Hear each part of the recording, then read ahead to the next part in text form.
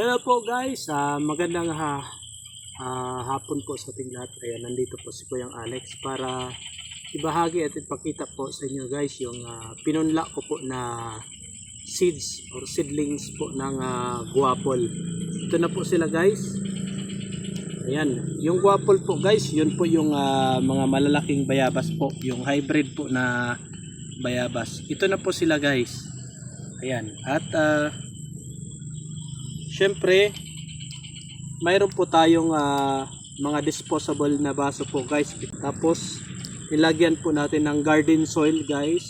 Ginagamit po ng mga hardinero na lupa para sa mga pananim.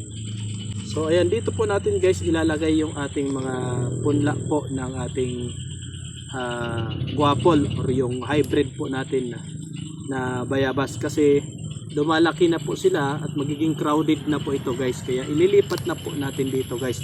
Ayan, kaya ngayon po guys, ituturo ko po sa inyo paano maglipat. Kailangan meron lang po tayong maliit na stick, ayan, na matulis.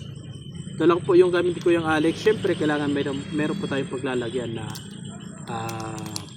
paso, disposable glass. May papakita ko na po sa inyo.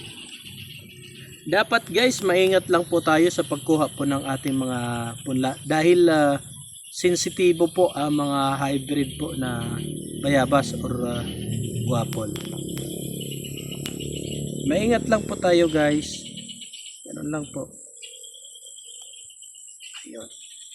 Dapat kasama po yung ugat. Ayan na po guys.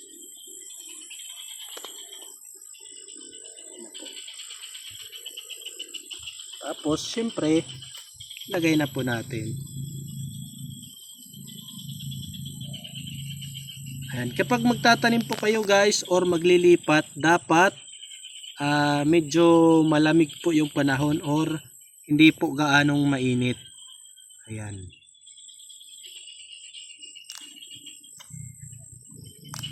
Dito po natin papalakihin guys sa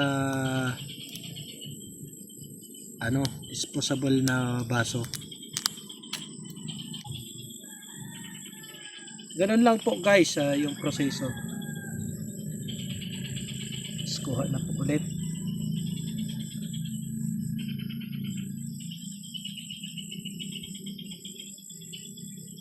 Maingat lang po guys.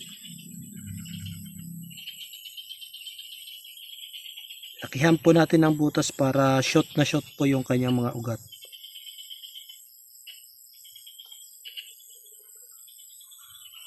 Po guys.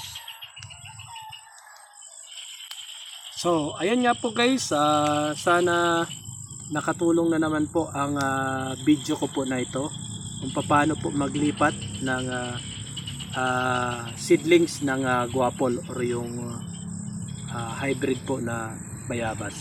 Ganun lang po guys. Ayan.